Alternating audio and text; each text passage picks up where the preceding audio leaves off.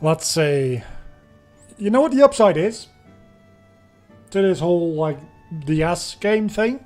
So when I click off the emulator, the sound doesn't stop. Also, the speed button doesn't go to like 50 million %.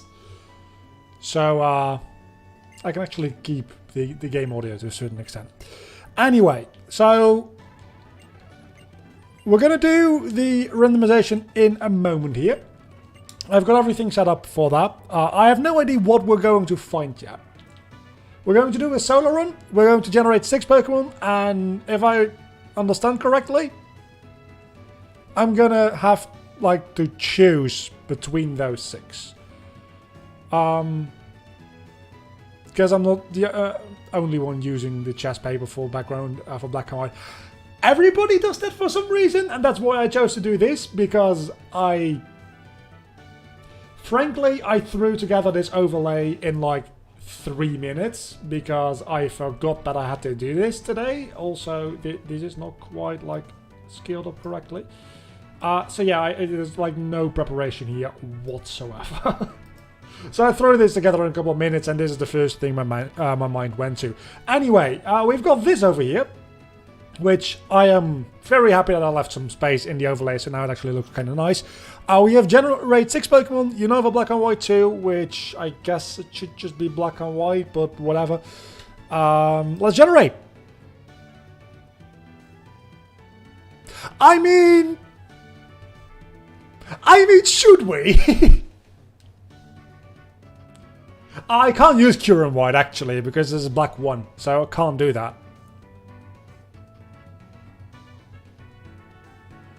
I am just using this one.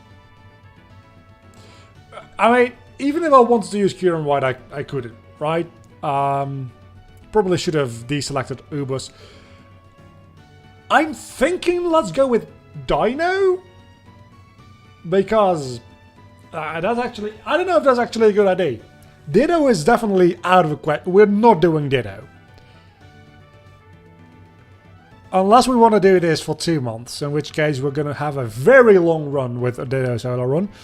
Magmar... I don't know. Magmar is really like the second option I'd go with. I don't see myself using Sork for a solo run. Clang would potentially be like Kling. Then Clang, then Kling Clang, because that's such a good name scheme. Would be interesting as well.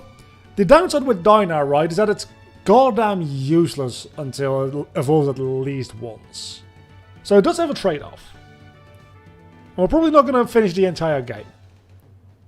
So most likely we'll only be able to go with the not very powerful version of him. Which that does balance things out a little bit. I'm thinking, let's go with Kling. Because we still have a 3-stage evolution that way. We have a Steel type, which I don't know if that's actually going to be relevant. It'll learn electric type moves as well. It'll... I think that generally is the best idea, because we won't be facing a fire type gym leader either, right? Because the fire type is the champion in this game, which you don't face until post-game. And we're not even going to get to the end of the game, likely. So I think Clang might be the best option here. Clang, Sork, Magmar are reasonable picks. Are you allowed to evolve it? I'm going to go with, yeah, I'm allowed to evolve it. I honestly don't think Dino is that unreasonable of a choice. Because it doesn't evolve until like, well, it evolves once into Swallows, but then Hydreigon? That's like level 65. We're not going to get to level 65. So we're not going to actually have a Hydreigon. So I don't think it's an unreasonable pick. I just think it's a stupid pick because you're going to be stuck with a Dino, which is... I don't even know what its base moveset is. I'm going to go with Clang. Which means that we're going to want to prevent Sharon from having a fire type. We don't want them to have tapping. So we're not picking Snivy. Matter of fact, actually, let's pick Tapik so that neither of my rivals have Tapik. That actually seems like a good option to go there.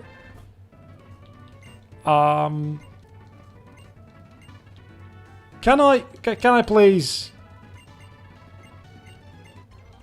Okay, I have to go through these battles with Tapik.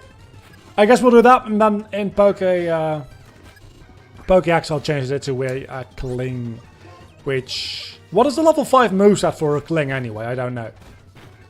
Only positive thing is he has Dragon Rage.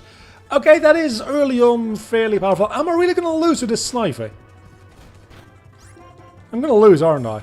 you stupid motherfucker. Leah. I love Leah.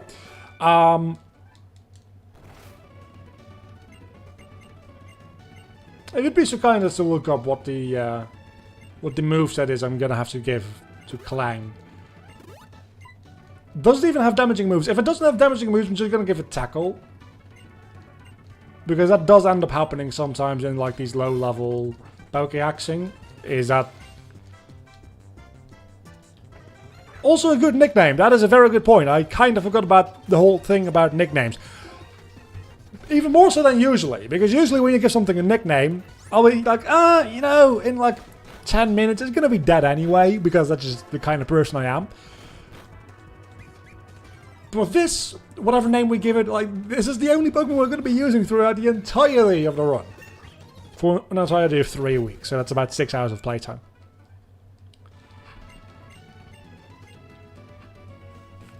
No sound, and join in a second. What Monday? No ag moves. Of course, no ag moves. Obviously. But I don't know what its like usual level 5 starting moveset would be.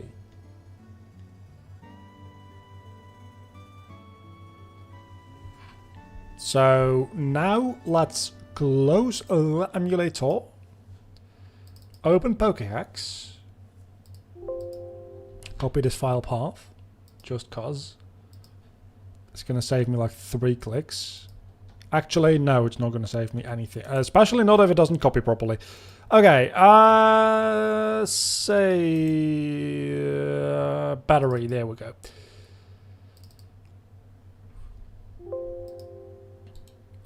View. Tapik becomes a Kling. Nickname. Wait, what? Is it not called a Kling? Klink. Oh, that makes a lot more sense actually. Nickname. We need a nickname. Okay, so it literally only has Vice Grip. That is sure. Vice Grip. And then... did I misspell Vice Grip? I don't think that I did. Is Vice Grip not a move in Gen? Oh, Vice Grip is with an S, not with a C. Scrap the Klang. Scrap. We're gonna name him Scrap. I do like that. And set and export save. Already exists, I know. Yeah, Windows sounds wonderful. Open recent ROM, and we are good to go.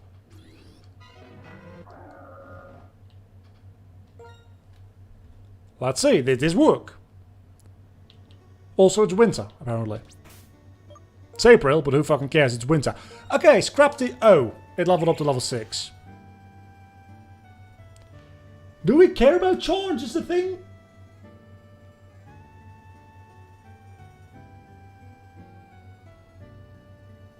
Do we care about charge? I can always just give it charge later. Let's just play a little bit of Pokemon now, because especially this first part of the Unova region, it's a tiny bit slow. That's one thing I'll give Black and White 2 over Black and White 1. I generally actually prefer Black and White 1. By a bit, mostly because of nostalgia, I'm not gonna lie. I will admit that Black and White 2 has a way better like starting off. than Black and White 1. These games are fairly slow to get started. Also, people making noise outside. Which... Where do we go again? Bianca's house, maybe? I don't know. I had a thought today. And I wanted to share this really... Well, I don't want to necessarily call it an interesting thought. Interesting is maybe actually the exact right word, because it's not a clever thought. It is interesting, though. I was working on a video about, like, ancient lost and found treasures and stuff like that, and a lot of it was about archaeology. And as such, I thought to myself, okay, what if... Do you want to change his nickname? Because I forgot that you gave the nickname at this point. That makes sense. We're just gonna call him Scrap still? I'm still gonna call him Scrap. But this time it's gonna be Scrap. Wow, I can't. I can't. I'll get back to that story in a moment.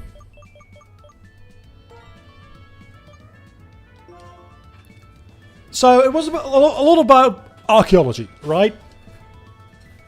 And I was thinking, there's a lot of these like very interesting finds that we do over the years. Like we dig up a thing and we're like, well, that's a skeleton of a... Fuck if I know. And then like other scientists do research on it and stuff to validate whether or not that's actually like real or if it's just like somebody trolling or whatever. How often do you think somebody digs something up that is not broken and then accidentally breaks it? Like very valuable, without value, like, well, with a lot of value, like uncountable value. Like the knowledge contained within one of these ancient objects. You dig it up and it just absolutely breaks into a million pieces. What do you do? Because in my mind, the only thing to do there is not to report back we found something and then it broke. You report we didn't find anything. Or if it's not broken badly enough, you report we found something but it was broken. You're not going to report back saying that you broke something. How often do you think archaeologists find something, it breaks, like beyond repair, and they just never report that they found anything? By the nature of the question, there is no answer, because if they don't report it, there's no way to know. And if they were to report it, it doesn't count. So it's a stupid question, because there's no answer to it. But it did cross my mind. Like, that probably happens with some amount of regularity, doesn't it? Probably does. 6 out of 7 times. Wouldn't surprise me, honestly. Wouldn't surprise me.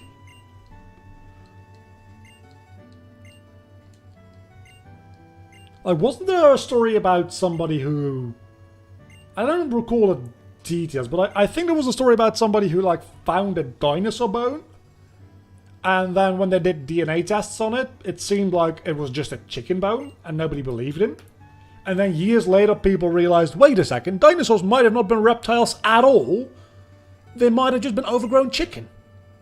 And that is the prevailing theory, at least right now, is that dinosaurs, generally speaking, weren't reptiles, but they were birds. They were chickens. To a certain extent, obviously. I mean, we do see a T-Rex skeleton, which has huge fucking teeth, which just doesn't happen in chicken. Or most birds, for that matter. Do birds have, like... Do birds have teeth? Or just, like, the beak? I don't think birds have teeth. They will cover them feathers, is the idea. But it doesn't necessarily make them birds. I guess it makes them dinosaurs, which is an entirely, like, separate category of animal. Because they're very much not lizards. Probably. I mean, we don't know. Let's speed through this. Some birds have teeth. Somehow that I am teeth White flame is indeed teeth. Just your whole being is teeth. That sounds really horrifying. Geese, for example, have teeth. You know what? That doesn't expect. That doesn't surprise me, because geese are fucking assholes. Also, apparently linked to barnacles, as discussed, I think yesterday in Discord.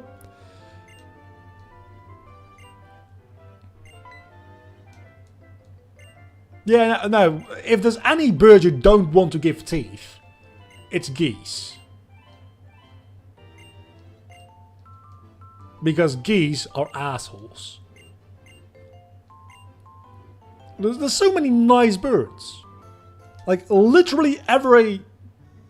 Well, I don't want to say literally every bird. I don't know why I'm going back here. Or do I have to go back there? I'm just assuming that I have to go back here.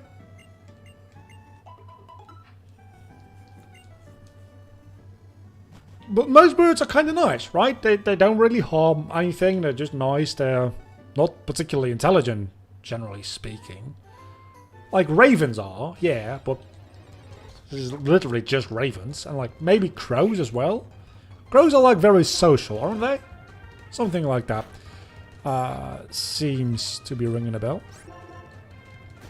But they don't have teeth. They just literally pack everything to death. Out of everything, give a swan. No, a swan wouldn't be that big of a deal. Geese. That's scary shit. Long story short, I don't like geese. Anyway, if having teeth doesn't disqualify you from being a bird, that being said, I would argue that geese aren't birds, they are demons. Maybe we can classify dinosaurs as birds? Well, you don't necessarily have to be able to fly to be a bird, because ostriches are a thing. There are land-based birds. Emus, as well. They are birds. And emus... I mean, emus are just smaller Australian ostriches, right? All birds have a gene that dramatically deactivates the formation of teeth. Technically speaking, geese have teeth, but the structure isn't the same as normal teeth. Does that make them more dangerous or less dangerous? Is all I need to know, really. Like, if a goose were to bite me, which they tend to do a lot. Well, not biting me. I don't hang around geese that often anymore. Like, would it be more harmful and or painful if it were a goose without teeth? Is all I care about. Like, biology behind it is very interesting, don't get me wrong, but all I care about is... well, you just stay away from geese either way, so it doesn't really matter, does it? How the fuck are we talking about geese and teeth? It doesn't compare to, like, a T-Rex teeth. Those fuckers... Like, I heard, like, during the week at some point, I don't know if this is true, but I heard that the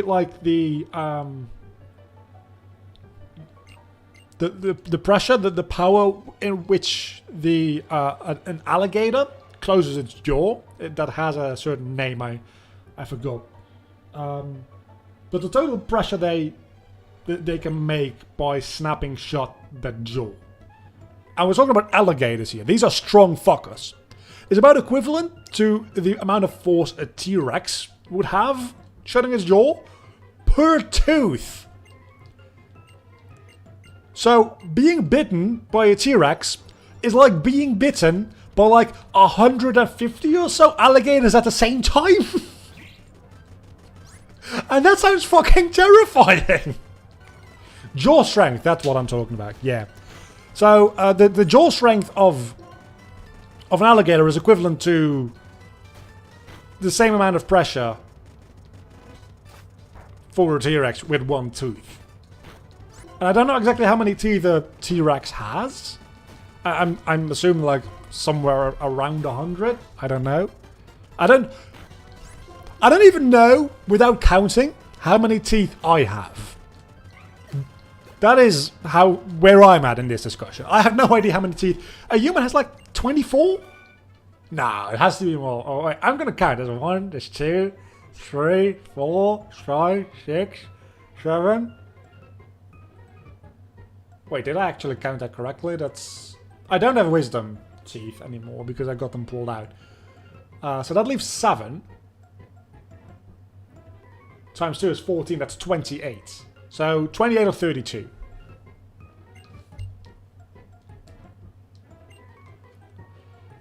$50 to $60 solid cone-shaped teeth as big as bananas with the same power per tooth, I don't know if I've made this clear, as a fucking alligator. Look, I just had to make sure that my counting of teeth, it would be such a me move if I end up counting incorrectly. Somehow, only having 1 wisdom tooth removed seems worse. Because now you're just not symmetrical. I'm not saying that you need to be symmetrical, but I guess you get used to it. It seems like something that would really bother me. Fun fact, actually, I had 5 wisdom teeth removed. I had 4 like normal teeth, and then there was 1 that was just a little like underdeveloped little like bit of tooth matter, like just entirely separate from the other wisdom tooth in one of the corners of my mouth, and the dude like cutting it out was like, yeah, I'm gonna cut that out as well because that's never really gonna be useful, and I really don't want to have you back here in like a year's time when that thing starts to act up. So I'm just gonna cut it out here now and you'll be fine. And I was not fine because I was bleeding out of my mouth a lot for like a day. And it hurt like hell. And frankly, it's not that bad. Like, it hurts. But it honestly doesn't hurt that much more than just getting like, I don't know, having a bad toothache. It's just, it's the pain is in your jaw, not in your teeth. Which does make things like talking and moving your mouth a lot more difficult, because when you have pain in your tooth, you can avoid that specific tooth. When your pain is in your jaw, like any movement in your mouth just straight up hurts like hell.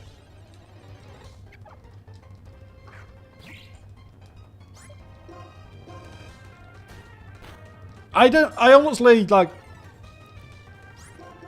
what happened in evolution? Right?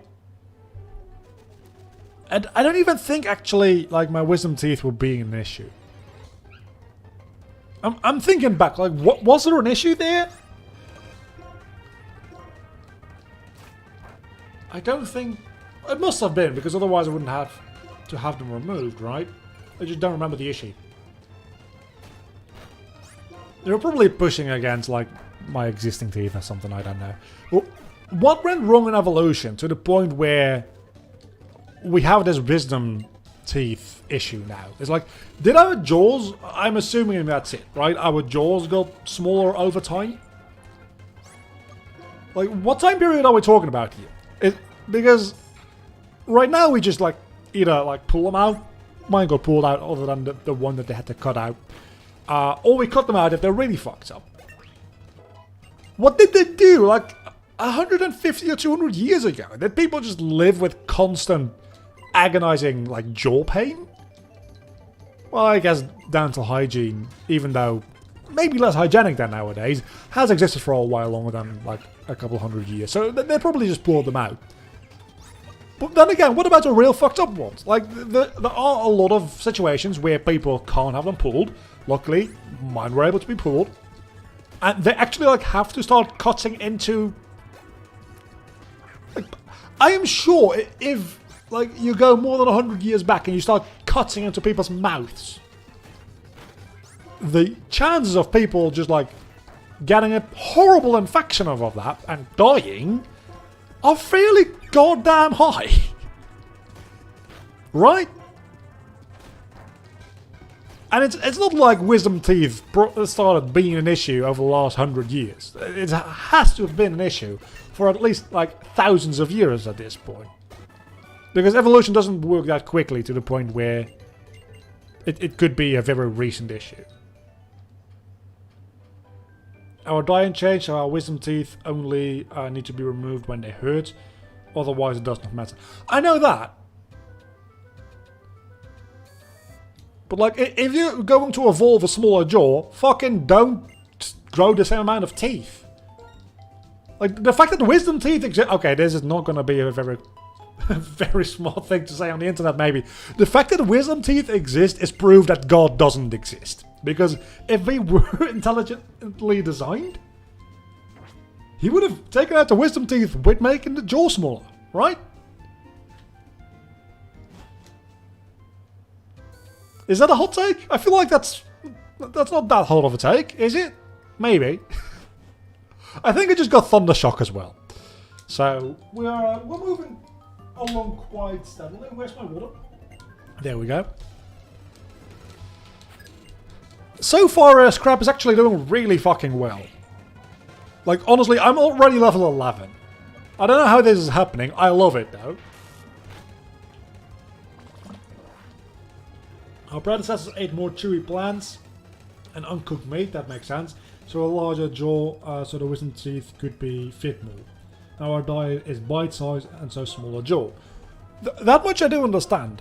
The thing where I just give up is... I guess we're still in the middle of like de-evolving or like evolving those teeth away, because not even everybody gets wisdom teeth anymore, right? Like some people, they just never like grow in.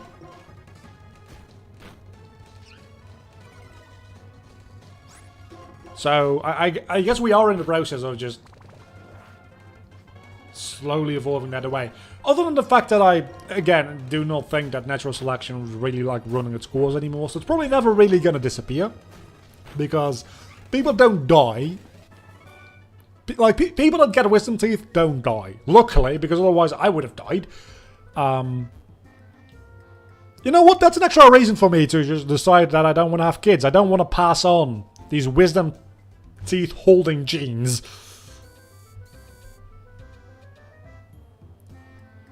That does bring up another question though. Is wisdom teeth like grow in around the time that you're like between like 18 and 22-ish? Depending, right?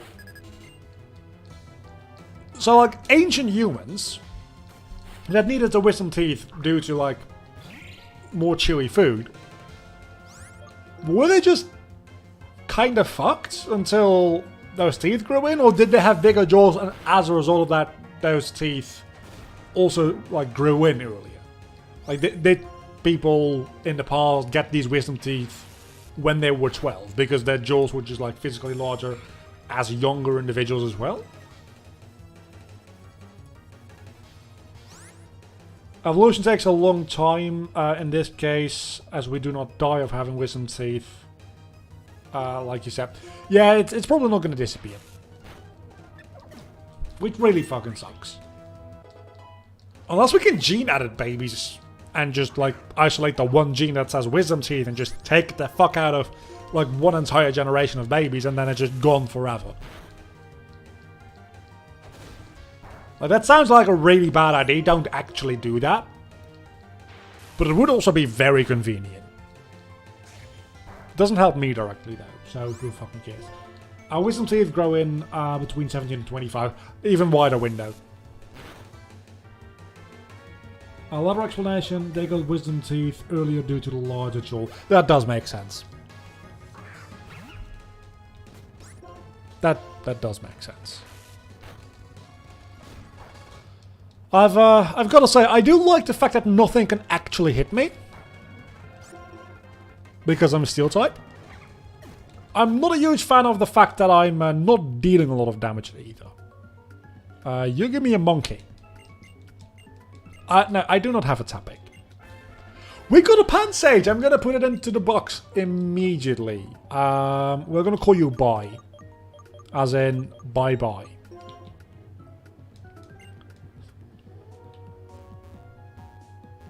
We are not gene manipulating babies. We don't want Axemen right now. I mean, don't we?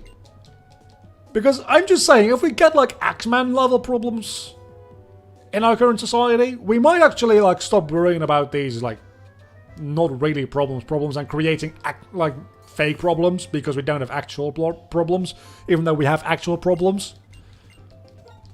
Like, if we can all hate on the Axeman, is what I'm saying, is maybe we'll stop hating each other. It's the thing, right? The same thing as people saying, there's one surefire way to achieve world peace, and that's an alien invasion. We can also just have the Axeman. It's like aliens, but with superpowers. Then again, probably aliens would have some kind of superpower as well. That being technology. Oh man, can you imagine? Talking about like superpowers and Marvel and aliens. Can you imagine if there's an alien race that invades us and they're all like Tony Stark level in technology and they just all have this Iron Man-like suit. And they just blast everything to pieces. Like, again, it would achieve world peace for a very brief time until we're all dead. Oh, Trainer Score, I didn't even need to go get that monkey. I always make that mistake playing Gen 5. For fuck's sake. Guess which country already started the design of babies? That has to be China, right? Or Russia. Or like fucking out of the blue Norway. Something like that. My money's on China. Because China. And that's actually going to help, the fact that you have the water type. And I get electric type moves. I was thinking about something else and I forgot.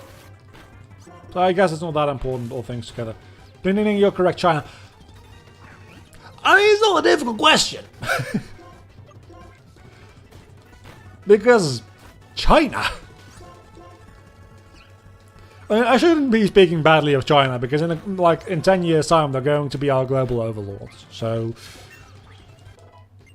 I love China. Just this is bad enough. Honestly, I don't care that much. Let's not go into the Pokemon Center yet. Like, the whole design of everything is scary as hell. I think I talked about this a couple of weeks ago on stream as well. I got a fresh water. It's not scary because, like, people can, like, start giving their babies, like, oh, I want a baby with blue eyes, so I'll give him blue eyes, or I want to, like, or, like, racism related, like, I want to, like, not have a dark-skinned baby, so we're gonna make sure of that. Then again, if you don't want to have a dark-skinned baby, you probably don't have a dark-skinned spouse. At which point, the chance of you getting a dark-skinned baby with two white people is very slim. Like, not impossible. Theoretically speaking, not impossible. But let's be honest. If you're both white and you get a black baby, like, probably, like, talk to your girlfriend about, like, how is that possible? Is all I'm saying. Like, that is not even what I'm scared about, like, the designer baby, because that doesn't really hurt. Directly. Anyway. The thing I am absolutely mortified about is that if we do some kind of genetic damage, that could not be apparent until, like, for instance, 10 generations down the line, at which point it has spread a lot. And if it's a serious defect, that could literally, like, that could be our extinction event. I'm convinced that people are going to wipe themselves out one way or another. Like, everybody goes to, like, yeah, no, we're going to either, like, fuck up the environment so bad that we can't live here anymore. I doubt it. Like, there's going to be a lot of people that, like, get displaced and a lot of people that die, but it's not going to wipe out humanity. And, like, nukes are a much better option if you want to wipe out the entirety of humanity. But still, like, you can't nuke the entire planet, can you? A virus would be a very good way to wipe everybody out. I don't don't know how that idea came to mind. But much like the way a virus spreads, like dangerous damaged genes, it could be bad. Oh, wait a second, this is not a Nuzlocke, it doesn't matter.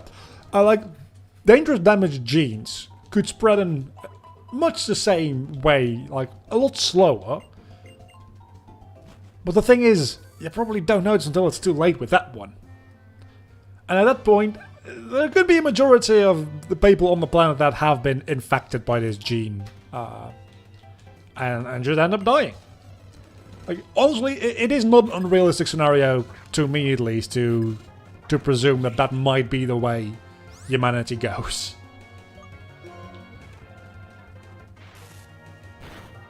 Yeah, there's never gonna be a worldwide virus. Like, it's not like that happens like at least once a century, and somehow we're still around. So, to be fair, it's happened a lot of times throughout history with like inferior medical science, with a lot worse viruses than, for instance, the coronavirus. The coronavirus, it spreads like hell. It's altogether not that dangerous, at least in a life or death scenario, right?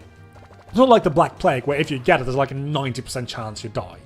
Or like even Ebola, which I think has like a 30 or 40% mortality rate, I read the other day. But Ebola is a lot less contagious than coronavirus is. So, I don't know, if you get a combination of both of those things, I don't know, maybe.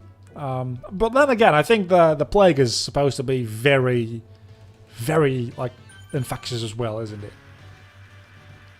Like, potentially more so than COVID?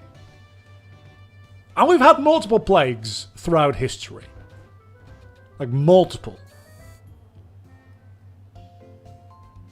So I very much doubt that a virus outbreak like that would be the end of humanity. It sucks, and it really does set back like human progress in certain ways. Then again, for instance, the vaccine technology, we've been working on, well, the royal we, as in we in humanity, for COVID, has been accelerated because of COVID. Otherwise, that would have taken years and years and years to maybe at some point get around to it. So, in much the same way that war is a very good way to, like, progress technology, this kind of disease outbreak, it does come with its upsides as well.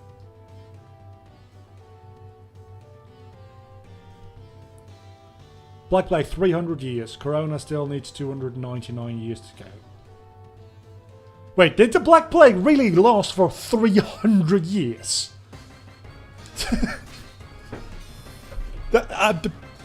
No. No. There wasn't a 300-year-long pandemic, was there? Please tell me that's not the case. The cure for AIDS came 10 years later when he died, when first got introduced to the Western world.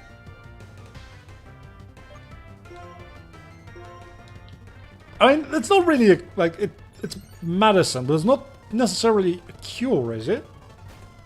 Like, are we at the point, I have no idea about this, but are we at the point in medical science now that you can, like, get HIV, and they're two different diseases, I know, but one follows from the other. Like, you can get HIV, and then, like, if it goes, like, untreated, goes into AIDS. Are we at the point where you can, like, take medication and just be rid of it? Like, I think you can do that for HIV, but not AIDS, right? Because AIDS fucks with your immune system.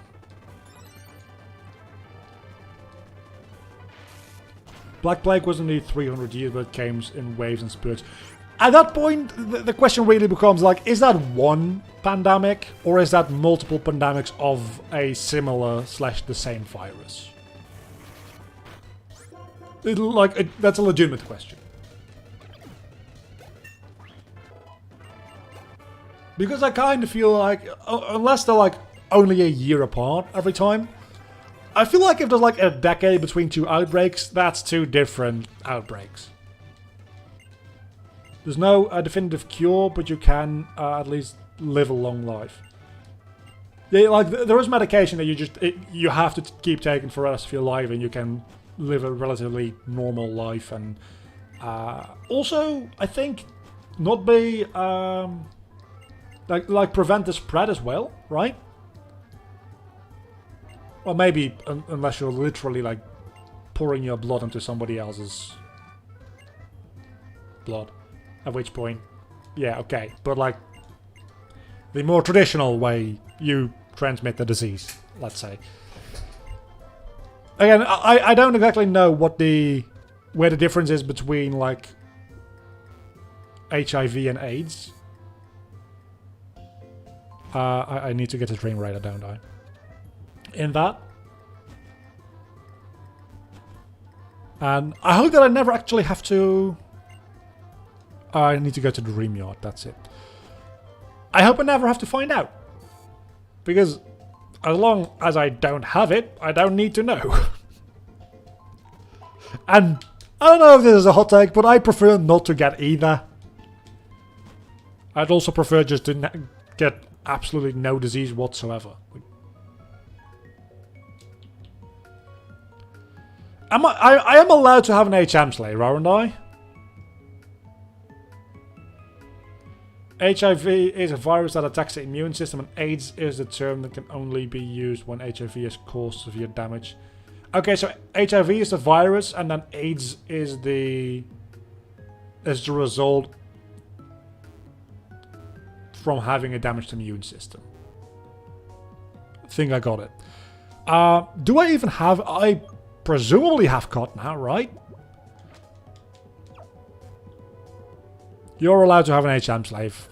Thank God, because I just realized otherwise I can't use swim either. Can the monkey learn COD? I'll have to get a surfing slave as well soon.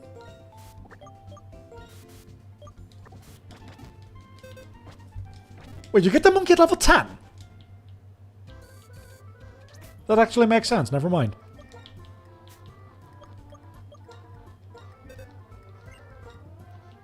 He can learn cut, that's great. It literally doesn't matter because I can't use you anyway. Okay, so, but hear me out, right? The difference between HIV and AIDS is very interesting. But what if you have AIDS and a goose bites you?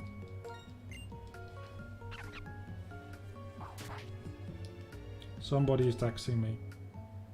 Why are you texting me during the stream?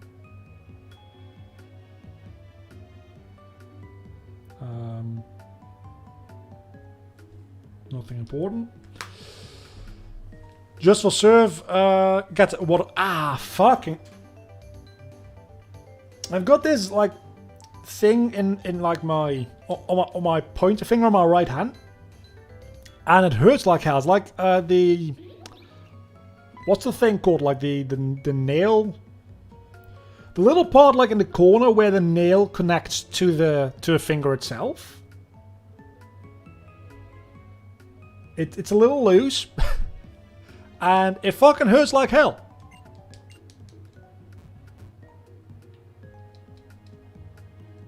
Then you're dead.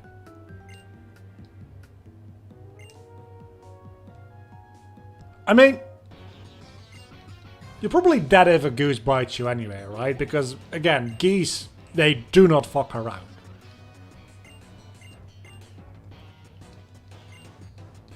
Thing is, like, yeah, they have, like, some jaw strength. Going back to that term again. They have some amount of jaw strength, I am aware of this. They can bite.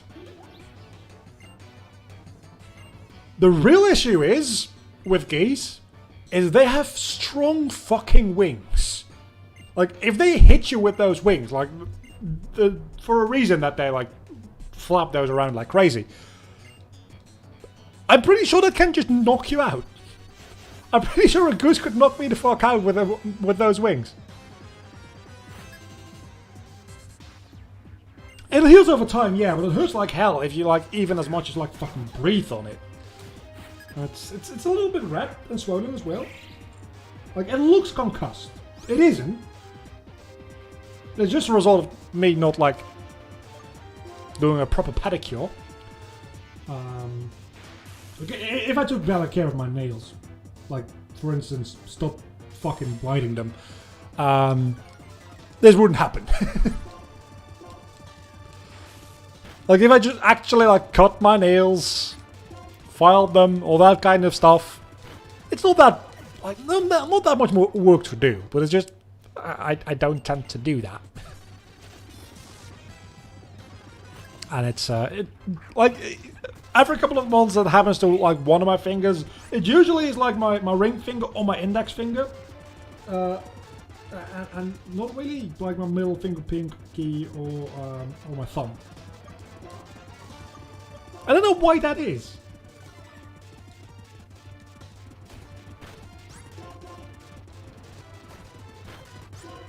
It'll happen, like, once every couple of months that I, like, get one of them. It's annoying, and then it hurts, like, for a week, and then it's gone. So I guess the reason that I don't, like... This cutscene still fucking confuses me. It might just be because of the limited technology with, like, sprite-based cutscenes. It's so fucking confusing.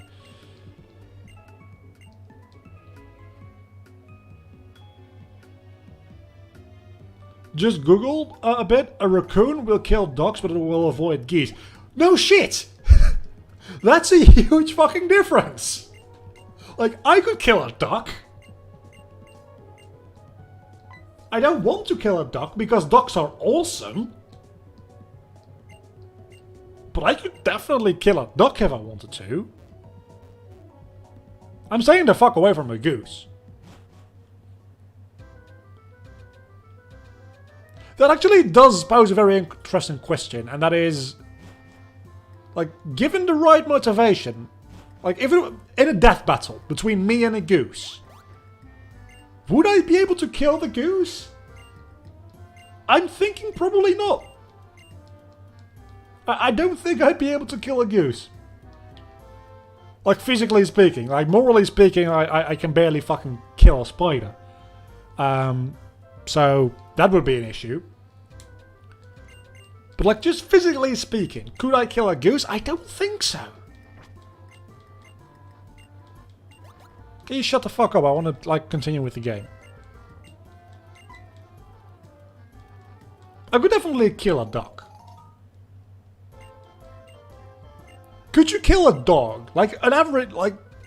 That's a very broad question, actually, dogs. Because, could it kill a chihuahua? Definitely. Like, I just step on it and it would fucking, like, disintegrate. Right? Could I kill a Labrador? A bit more difficult. Could I kill a fucking German Shepherd? Probably not, right?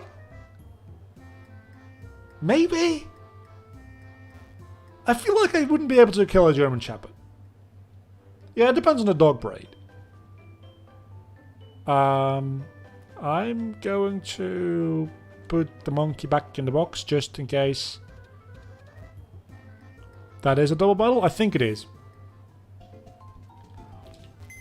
It's a very good question. Like, where is the line at which point I can kill an animal and at which point it can kill me? Because this... To keep it closer to, like, our own species a little bit. To have the fight be a bit more fair. There's certainly, like, a good amount of monkeys. Like, species. Races? That's races, right? Because... No, that's species. That's definitely species. But there's a good amount of, like, different monkey species that I could kill. There's also a huge amount of them that I couldn't. Wait, what?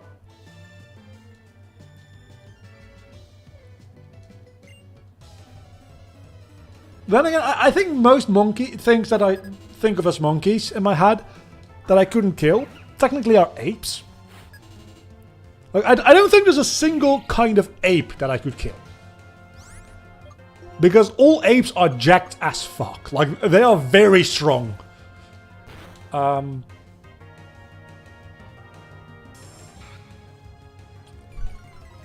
That would be a fun series. It would end with me dying, which is less fun. Like, in very simple terms, apes are just monkeys without tails, right? So, humans. I think most kind of monkeys I would be fine with, because things that I'm thinking that I couldn't kill, obviously gorillas, those are apes. Baboons? No, staying the fuck away from baboons. But I think baboons technically are apes. And then you have the smaller monkeys. I'm thinking most kind of monkeys I'd probably be able to take. And I think about it a little bit more critically. Again, probably like literally 0 kinds of ape that I can take. But monkeys, probably most of them. Chimpanzee, yeah. Orangutan, baboon. All of them would absolutely like rip me the fuck apart. Question is, okay, let's keep going on this logic, because I actually quite like this. Out of those 4, you could kill a gibbon. I've never heard of a gibbon. So what's going on here again? You only have 1 Pokemon and you call yourself a trainer. You can't even move on with just 1 Pokemon there. That is actually very interesting game design. I quite like that. Huh.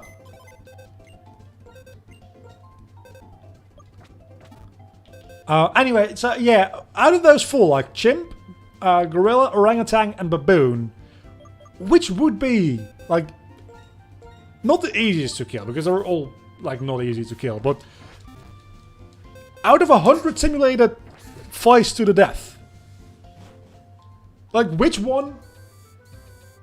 Each one of those you probably get 1 very lucky shot, right? Out of 100, like, there's definitely a 1% chance you live against any of those given animals. That's literally just called luck. But is it like, are they all so much stronger than humans that it's literally just luck? Or is there one of them that might actually like be in a range where maybe you can like win 3 out of 100? Because it's just beatable. Wait, Gear Grind is what I think it is, or I guess I'm just gonna keep using Leah, which technically does give me an advantage, but who cares? Like, I'm thinking out of those 4, probably Baboon, right? Oh yeah, Gear Grind is very fucking good. Okay, good to know. I'm thinking the baboons would probably be easiest to kill out of those. Definitely not gorillas. I'm gonna go ahead and say gorillas are definitely like the most difficult out of those 4 to kill. Chimps also, do not underestimate chimps. I'm thinking the order is definitely like all of them kill me. Like they kill me very easily, as a matter of fact. That's what I'm thinking, right? They're a small species, so they're easiest to like just like land a very good kick in like a vital area and like have them be like at a disadvantage from the start. You can't like. I'm thinking if you get 1 good kick in for a baboon, that gives you enough an advantage to the point where you can likely win. You can't do that with a gorilla. If you kick a gorilla in whatever place, it literally doesn't matter. It'll just get pissed off and rip your head off. Like, the gorilla doesn't give a shit. Definitely gorillas are the most difficult out of those 4. But I'm thinking the order of, like, easiest to most difficult and... I should say, like, least extremely deadly to very much most extremely deadly would be baboons, orangutan, chimp, gorilla. Gorilla, orangutan, chimp, baboon. I don't know. I think you severely underestimate how fucking, like... Have you ever looked at...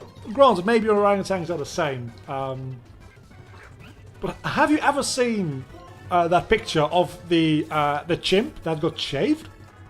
It's scary. Those animals are jacked as fuck. I'm thinking I'm thinking an orangutan would be easier to kill than a chimp.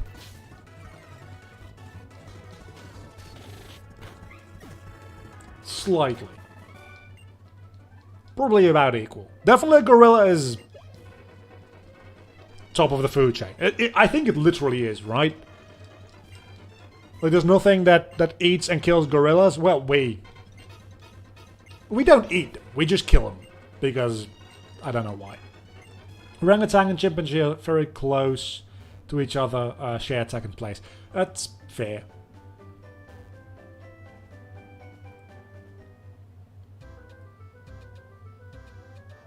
I'm trying to remember what the video is I saw. I think I saw... I don't know if it was two bears or a bear and the gorilla fighting. Maybe I've seen both. But that is the next question. Like, who would win against... Because you won't win against a bear. Either. Like, I would say my chances against a bear are about the same. Like, any given bear. Are about the same. Maybe not pandas. Because pandas are... pandas. But other than that, I'd say pretty much every single bear gives me the exact same chance of winning as a fight against a gorilla, and that is literally just like margin of error for luck. I know polar bears are definitely the most dangerous, but if it comes down to it, I don't think like it really matters anymore at that point because they're so monstrously stronger than I am. Also, crocodiles. Crocodiles and leopards can kill gorillas? Leopards make sense to me. Leopards definitely make sense. Especially if they have the element of surprise, which that's kind of like cat's entire thing. Like, they're very sneaky animals, so I'm assuming like a leopard would get the jump on a gorilla, get a good first like claw and bite, and from there be able to kill the gorilla. Not consistently, I bet. I bet that's like still pretty 50-50. But crocodiles actually kind of surprises me. Do they like just straight up drown the gorilla? We'll have a lower chance against a grizzly, black, and polar bears. Wait, you're saying that I have a higher chance of beating a gorilla than beating a grizzly, a black, or a polar bear?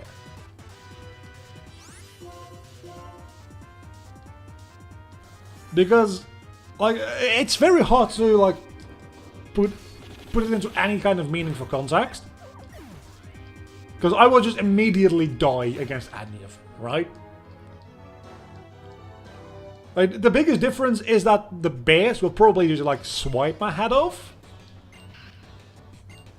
And the gorilla will actually, like, literally tear me limb from limb. Walker versus gorilla 0.0001%. If that. Walker versus polar bear is a polar bear really that much, like... I'm talking about, like, pure strength, right? Not about, like, how dangerous they are. Because I know polar bears are very dangerous. Because they are very strong and are very, very good hunters. But I also think that polar bears are just very aggressive animals. So if you see a polar bear, number one, if you're not in the zoo, why the fuck are you on the North Pole or South Pole? I don't know where they live, one or the other. Like, what the fuck are you doing there? But other than that, like, they don't seem like particularly much stronger than a gorilla to me. Just they are maybe more aggressive. Like, if you run into a gorilla in the wild and you don't startle it, it'll probably just mind its own fucking business. Polar bears, not so much. Quicker and more powerful. I guess they also have the added benefit of being way better swimmers. I don't know how good gorillas are generally at swimming. I'm assuming they can swim.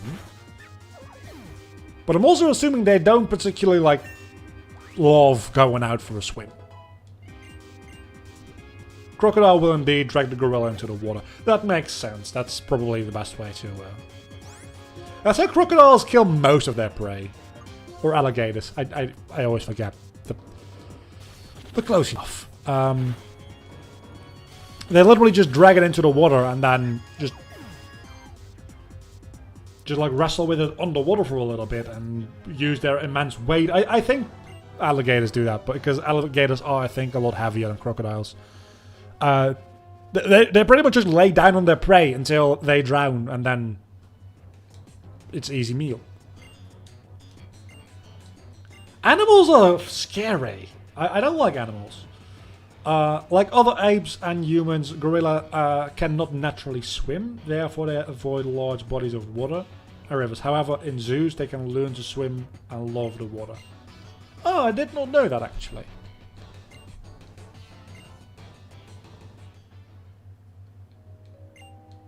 I guess that makes sense, because humans do need to learn to swim.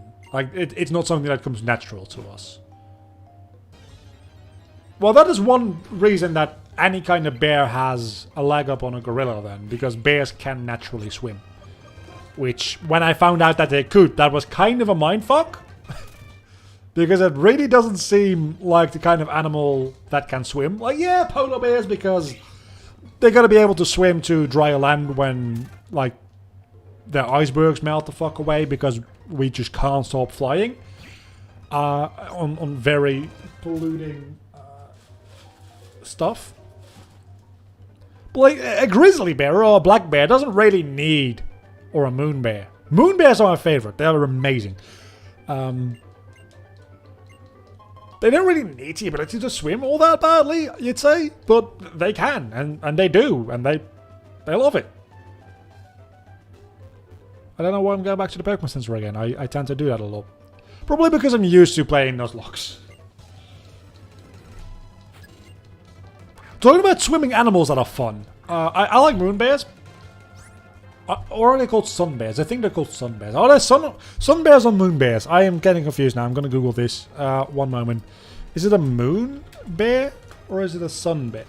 It's a moon bear, but it looks a lot more like a sun. Is the thing. Are they just also called sun bear? Yeah, no, they're just called both. Like, if you Google sun bear or moon bear, you get the same animal.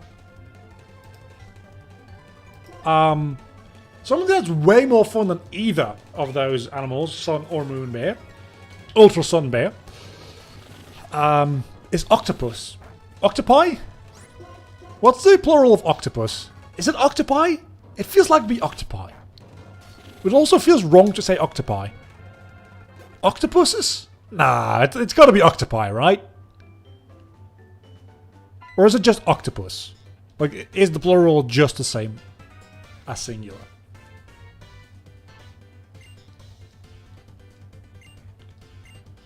I don't think a koala bear is technically a bear, is it? Like, yeah, I could definitely kill a koala. Like, that wouldn't even be that difficult, I think. Because they're trying to kill themselves. Like, koalas might actually be the most suicidal species on Earth. Because they are evolved, like, to be carnivorous. Like, their whole body is made to be carnivorous. And yet they decide to go eat plants. And they don't just eat a plant. They eat a highly toxic plant. Like, the one thing they shouldn't be eating. Plants. And then the one version of that they shouldn't be eating. Eucalyptus. Is what they base their entire fucking diet on. Grammatically speaking, the plural for octopus is octopuses. Octopi is wrong, but can be used. I'm gonna go with octopi. Koala is not a bear, but it is in fact a marsupial. Never heard of that. But let's not be a nitpicker. I mean, peanuts are nuts that it'll use. But I still consider them nuts. Just like me, I'm nuts. But yeah, I could probably beat a koala bear. I could also beat a sloth. I know sloths are not bears, but if we're counting koalas, I feel like sloth kind of deserves an honorable mention, right? Oh, hello, Anne. There you go again. Oh! Oh yeah, that makes sense. Oh, that's another animal I could never fucking beat, is a kangaroo or a wallaby. Do you want to know what the worst things is about koalas? I would very much like to know, because the entire existence of that animal is just one stupid thing after another. It's like the entire species of koalas is just the collection of stupid ideas. Like earlier in the stream I said wisdom teeth are the reason God doesn't exist. Koalas are either another reason God doesn't exist or a very good evidence that he does exist. And just all the suggestions that never got used in any other animal just all got put into koalas.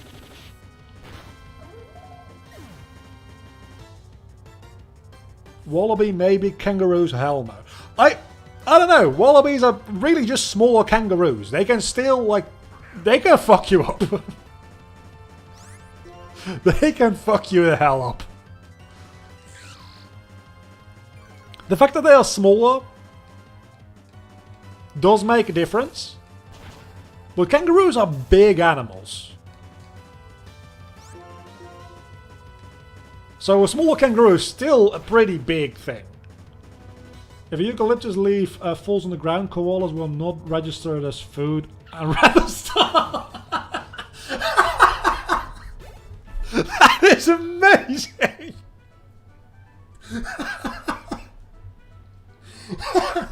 That is awesome! I love that. That is the best!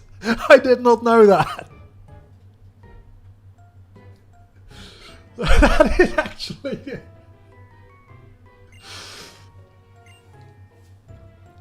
I'm telling you, they are... They might not disprove the existence of God, but they definitely like are an argument as to like survival of the fittest doesn't hold up for everything. Like a sloth, as inefficient and dangerous as it seems to be a sloth, it still makes sense, right? Because they don't have to go out and eat a lot. And they blend in very well. And just generally, like, they don't move, so they don't require a lot of energy, and they're high up in the tree, so they're relatively safe from predators and all that kind of stuff. They're stupid animals, don't get me wrong. They are highly stupid. But they make a certain amount of sense from an evolutionary perspective as to how an animal could arrive at this point, like functioning this way. I have no idea what the hell happened to koalas. Like, how did they decide to evolve this way? And how did that not result in their immediate extinction?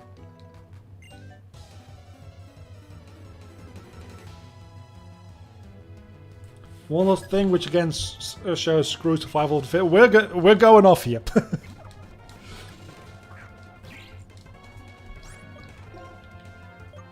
I genuinely don't understand how koalas are still a thing. Like, I am fairly certain that if humans weren't around, koalas would have been extinct a while ago. But they've been living this way, like, far before we started to, like, take care of them. So how did they survive before humans? I'm legitimately very confused. You're looking for a book? I think Nice to Meet Your Pokemon is on the shelf near the entrance. Sure.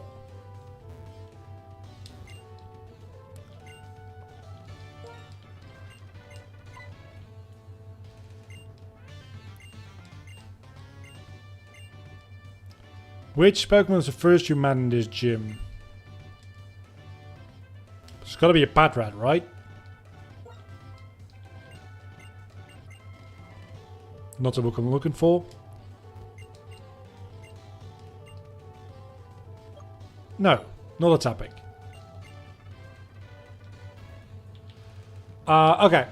Because of the Because the child of a koala does not have the digestive system. I know this. I know this. I'm going to read it anyway, but I know this. It doesn't have the digestive system to eat the eucalyptus because it's fucking toxic. It will eat the poop of the mother to train its digestive system. Like, their bodies aren't naturally made to eat this stuff. So they need the bacteria from the digestive system of their mother to be ingested first. So they have that bacteria, like colony, in their digestive system. So that those can... Who started that? Like, one koala had to develop those bacteria first, right?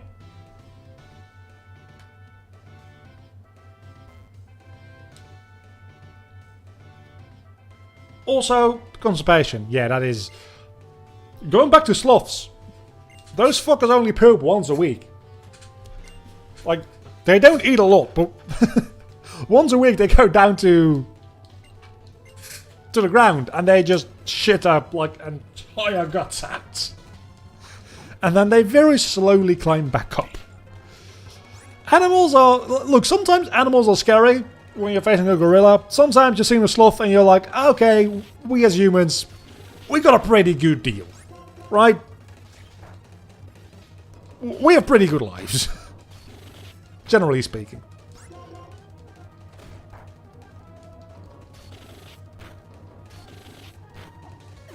Meanwhile, we've almost done 2 gyms in this entire stream. The one upside to doing a non-Nuzlocke and also a solo run is that you don't really need to do that much grinding.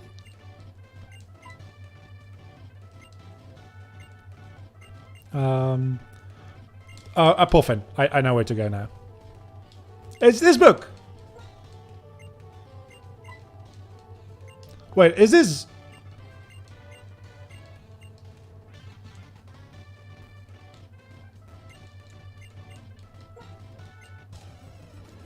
Okay, so it's not.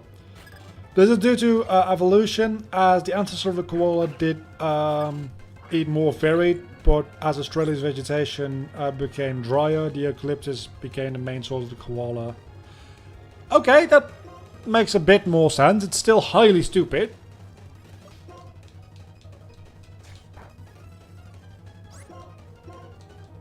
Then again, animals in Australia in general are just weird. Just real weird. Have you ever heard of the Great Emu War? It's literally a war that the Australian government held and lost against wild emus. Apparently those birds are decently bulletproof. They figured out after emptying an entire magazine into one.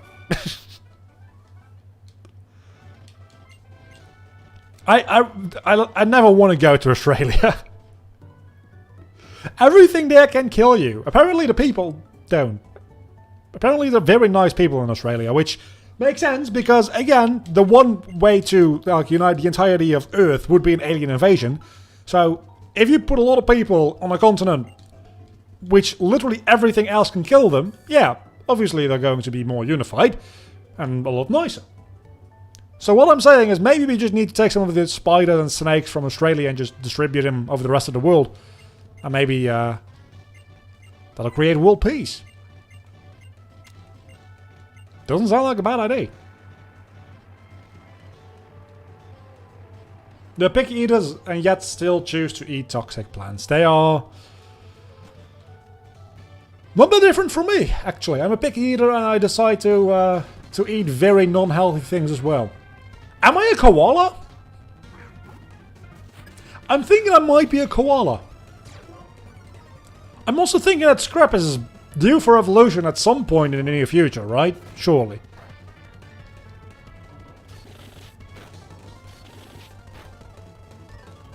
Wait, does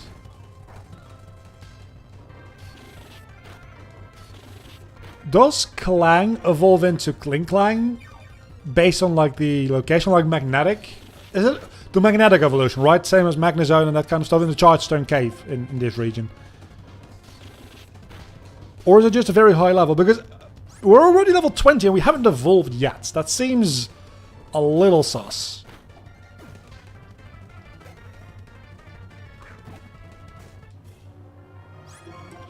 Now that's because your unhealthy food is saturated with components that stimulate your brain. You could just say it's sugar. It's mostly just sugar. Now Kling Klang is not a magnetic evolution, weirdly enough. It seems like it would be fitting. Also, I do need to do a little bit of grinding here, apparently. It does seem like the kind of Pokemon that will evolve through magnetic location. But then it just evolves at a very late level.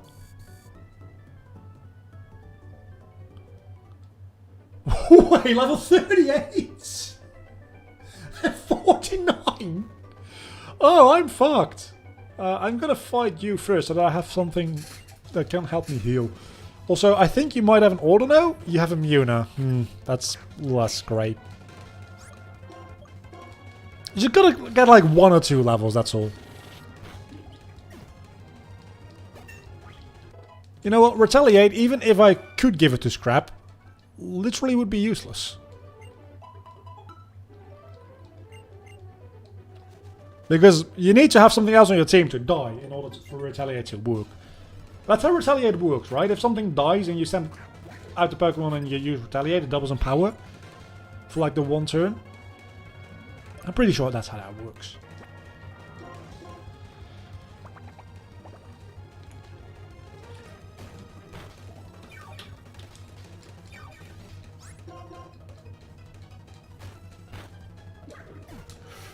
Good to stay hydrated. Especially when you're screaming about koalas. That dehydrates you very much.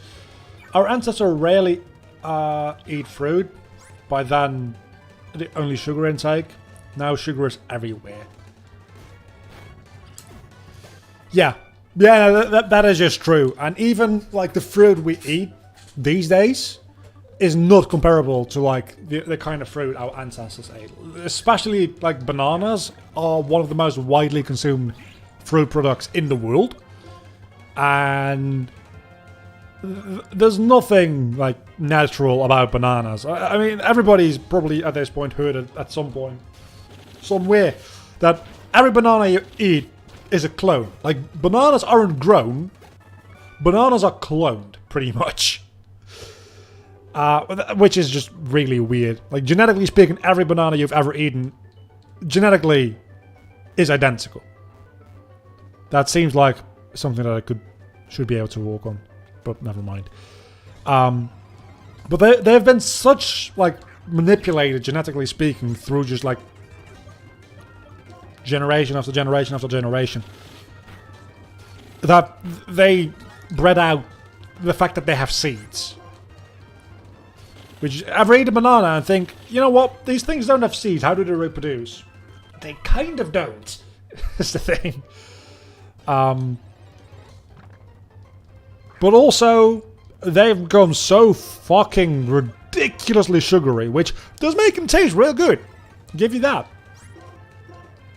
But the same holds true for most kinds of fruit, is that naturally they are not as sweet and sugary as the things you're buying in the grocery store.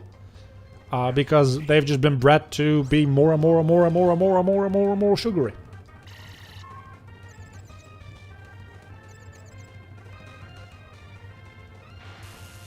Humans are also the only animal that eats food that has an obscure origin. That is something that I've never really thought about in that specific way, but that is just true. Is that true? Hold on. Because depending on how you define obscure origin, I have a healer right here. Depending on how you define obscure origin, you have like scavenger animals, right? Like hyenas, which also hunt for themselves, but also tend to eat a lot of like, oh, that's leftover, I guess I'll chomp on that. You could argue that that is a obscure origin of food, and they eat it.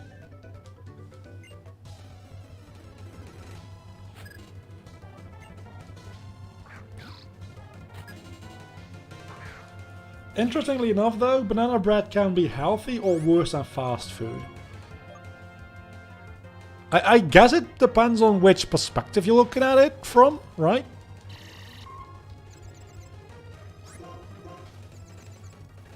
Because I guess. I don't know. I don't exactly know much about banana bread, I've got to admit, but I have to assume that it has a relatively high sugar count for bread. But then you're also like... I don't know. It actually doesn't seem that healthy to me unless you have to like... specifically avoid something that's in bread. It doesn't seem like a very healthy alternative. It seems like something that hipsters might think is healthy. And granted, I'm like no dietary expert, so I could be missing... I probably am missing something in this whole thing. But logically speaking, it doesn't seem like it would be that much healthier than just bread. And certainly I prefer bread. I certainly do prefer normal bread over something like banana bread. It's not bad. It's just like normal bread is real good. Have you ever had bread? Bread is the shit. It's real good. Fair point with scavengers. Yeah. But other than that, you are right. Like the eucalyptus leaf example, for instance. Now, just the way you prepare it. Banana bread is homemade. It can be healthy, even with the sugars of the banana itself. Store-bought banana bread plus additional sugar. Yeah, that makes sense. I guess it's not literally just a brick of banana. You do put other stuff in there, so it doesn't... I honestly don't know how banana bread is made now that I'm thinking about it. I'm assuming it's just like mushed banana, flour and water, right? And it probably isn't flour, because you would want to avoid that in the banana bread. That's like one of the reasons to eat banana bread, isn't it? To avoid flour. So you probably use the bananas instead of the flour? How do you make banana bread? Why do I not know this? This seems like something fairly basic. Then again, if you don't eat it, you probably don't need to know how to make it. It certainly does seem like the kind of thing that, why does store-bought variations of it even exist? Oh, the critical hit saved my ass so bad there. Thank you, RNGesus. But that definitely does seem like the kind of thing that, if you're making it, you're probably making it for health reasons. At which point, you probably just want to make it yourself and not get it at the store, right?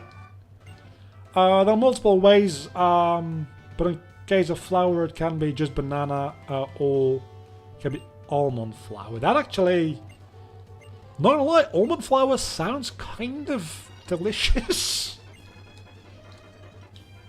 Like, I'm not usually a fan of things like almond milk and stuff like that. That just kind of grosses me out. Because it's not really milk, it's more like almond juice. I don't know, the idea of juicing a nut just doesn't sit right with me. It just does not. I honestly also have no idea how that's made. I'm assuming, like... How is that made? Because you can't just squeeze it out of, like, the nut, can you? You probably have to, like, heat it up so that it evaporates away from the nut, and then when it condenses, they catch it? That makes the most sense to me. I'm slightly lactose intolerant, join the club. Can have milk, but it works the same as eucalyptus for koala. That sucks. I have the exact opposite. Like, I can have, like, milk products, not an issue. Yogurt, a little bit more of an issue. Just straight up, like, milk drink products, like liquid, anything liquid that's based on milk, it's like, I better, like... If I drink that, like a glass doesn't hurt, but if I drink a little bit more of it, I better be close to a bathroom, is all I'm saying. It's not a fun time. It's not that bad, though, for me, the lactose intolerance. Again, if I eat a obscene amount of yogurt, or like eat yogurt for a extended period of time, like if I have it for breakfast for like an entire week, my stomach definitely starts to complain. Which I know, because I used to do that. Because it might have also just been the fact that I had cheap yogurt. But getting yogurt and like cereal for breakfast is cheaper, generally speaking, than bread and like cheese or meat products or something like that. Cheese is ridiculously expensive, by the way. That has to stop.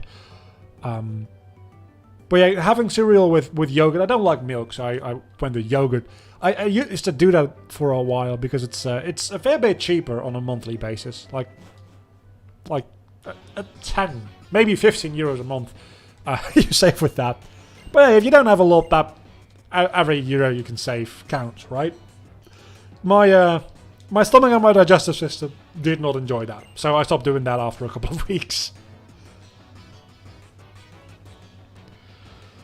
I guess you just don't fight me if I don't have a second Pokemon? Sure. Almond flour, just blanching it and then grinding it into flour. That makes sense.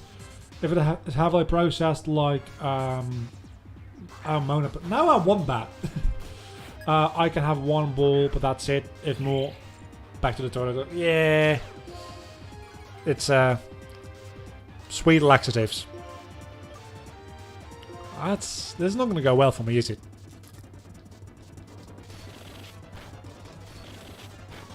I used to be able to eat an entire like pudding all by myself, which also just does not seem like a healthy thing to do at all. I don't know why I thought that was an okay thing to do, because those puddings are made for like a family, and you don't eat the entire thing on your own. I don't know why I thought that was okay at any point in my life. Back on topic, after the side quest, I will stop for today. I don't know what time it is. It is.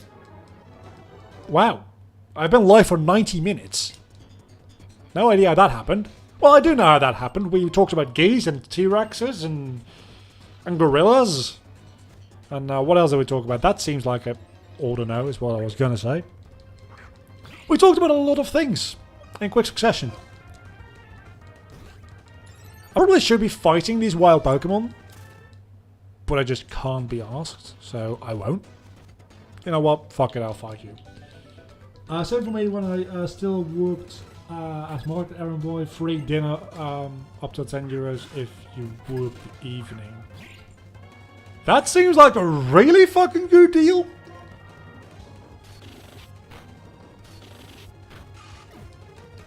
Like, you get 10 euros worth of, like, food stuff.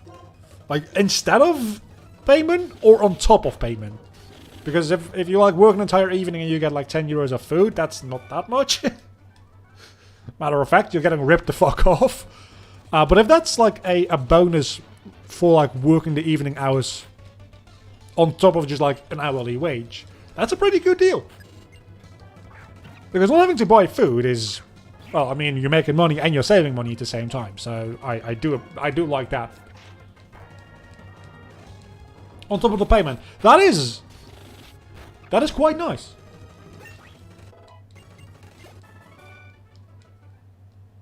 That very much, yeah, I do like that.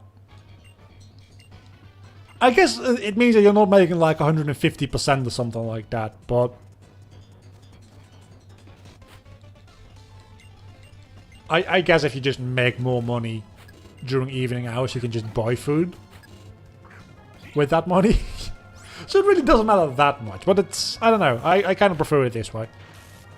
Because you don't pay taxes on that. That is what it's about. You don't pay taxes on that food. Not that if you're really like struggling that much, comparing like literal euro price differences because you need to. Not that you're like worried about taxes anyway, because you're not paying that much, if anything.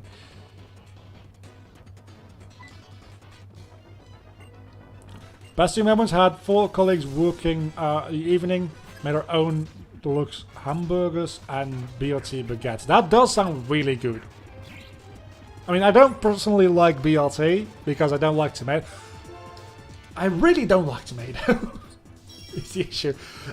I'm one of those weird people. I know this is not like that uncommon, but I like tomato flavored things. Like tomato sauce, tomato soup, tomato... That's about it. But I don't like tomato. And it's not just artificial flavoring. Like if you make tomato soup with like just blending up tomatoes into a soup pan with like other ingredients, I suppose. I like it. That's real good shit. Just give me like a piece of tomato. Don't like it. I'm gonna make it even better for you. Those small baguettes with tomato on. I don't know the name of them, but you probably know them. The small little baguette or pizzas or whatever. I don't mind them. I don't mind those either. I'm really weird with tomato.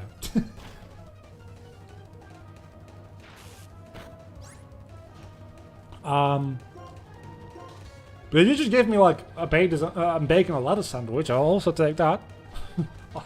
I just like bacon. Everybody likes bacon. Who doesn't like bacon? It was 200 wage a month, only worked on Saturdays. So that's like... That's like $50 a day? I mean for like a side... Oh, I didn't realize I was fighting a Panseer. I mean, that's not that bad.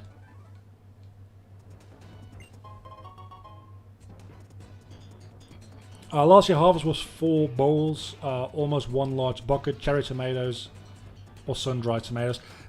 No, no. No, no. Like, the one way I'll eat tomato is if it's... I'm gonna die here. I should have healed. The one way I'll eat tomato is if it's a good baked tomato and then it's sliced up in small pieces. Very similar to what I have with onion, by the way. I have, not even similar, it's literally the exact same. I like very, diced or like, shredded or whatever you want to call it, onions. On something, like on a hamburger or whatever. When I talk about this, I always give the example of McDonald's. I'm assuming this is relatively the same worldwide. Not that it matters because there's only one person watching. Your reference point's the same as mine. So when I go to McDonald's, if you get the €1 burger or the cheeseburger or whatever, that's €1.50, sometimes €2 depending on the franchise you're going to. The little diced miniature pieces of onion on that, I actually enjoy that. I think that does add something to the taste profile. But the same McDonald's, if I get I think there's the half onion rings, right? They're on the quarter pounders, I think. I don't like those. I don't know what's wrong with me in tasting, but it's just I get it's so much more in one bite that it becomes overpowering or something. I guess I don't know. How did I survive this? I have no idea. It just kind of happened when I was talking about onion. But I do think that is a decent point to leave off this this stream as well, because we made it through 2 gyms. We are about to go into the 3rd gym next time. So I'm gonna make my way back to... Yeah, that's not gonna matter really. I'm gonna make my way over to Lubbock, New York City. And then we're going to end it there for today. We talked about a lot of stuff.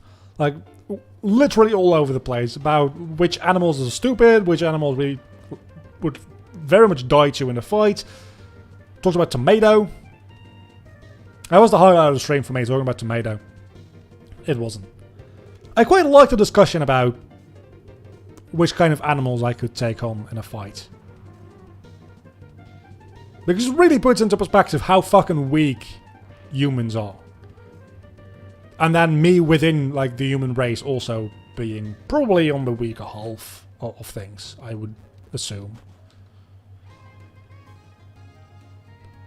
I gotta be honest, I didn't think I'd be in the city so quickly. I was assuming there was gonna be at least like 1 or 2 fights, but you know what? I'll take that. So next week we'll be back, hopefully a little bit more prepared, but then again, there's no preparation to do anymore because I've got everything set up now, so... Worst part is...